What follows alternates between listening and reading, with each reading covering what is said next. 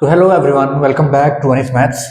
और आज हम नए टॉपिक के साथ आए हैं और आज पढ़ेंगे एक्सपोनेंट्स। आज जानेंगे कैसे एक्सपोनेंट में जो भी बेस होते हैं उस पर पावर जब जीरो करते हैं तो उसकी वैल्यू वन होती है।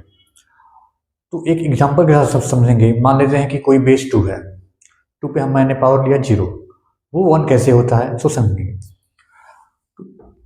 टू द पावर जीरो मैंने लिखा, यहाँ टू द पावर वन लिखा, टू द पावर टू पे थ्री, टू पे फोर, टू पे five and up to so on.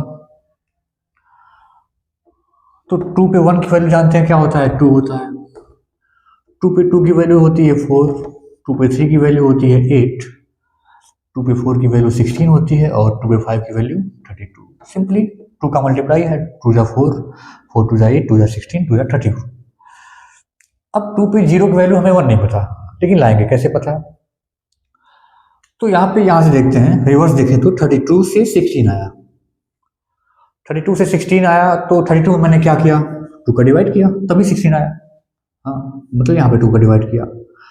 अब 16 से 8 आया, मतलब पावर भी तो एक कम हो रहा है, 5 से 1 आया तो 2। अब 16 से 1 कैसे आया, तो 2 का डिवाइड किया मैंने, फिर यहाँ पे 8 आया।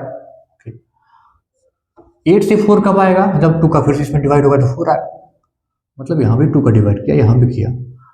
4 में भी 2 का डिवाइड करेंगे तो 2 आएगा। अब पैटर्न समझ में आ रहा है, सब में 2 का डिवाइड कर रहे हैं और सब पावर जो है एक घटते जा रहा है।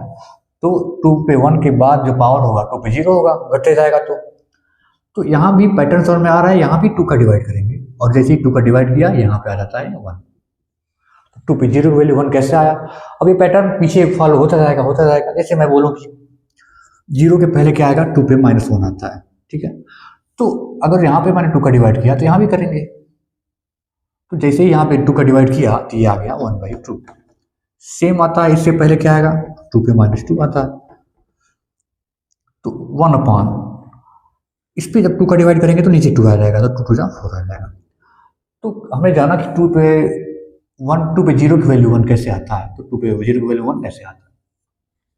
एक और तरीका है, 2 पे 0 को हम मान लेते हैं कि 2 पे जो 0 है, जो 0 पावर है, वो 2 पे 1 -1 मान लेते हैं।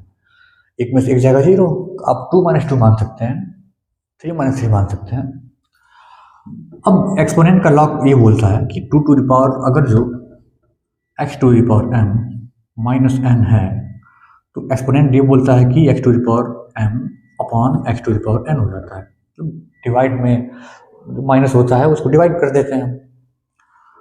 तो सेम पैटर्न रहेगा अगर जो यहाँ पे, तो क्या होगा, 2 to the power 1 upon 2 to the power 1। तो सिंपली याद आ रहा है 2/2 और इसकी वैल्यू हो गई 1। तो ऐसे आया 2 पे 0 की वैल्यू।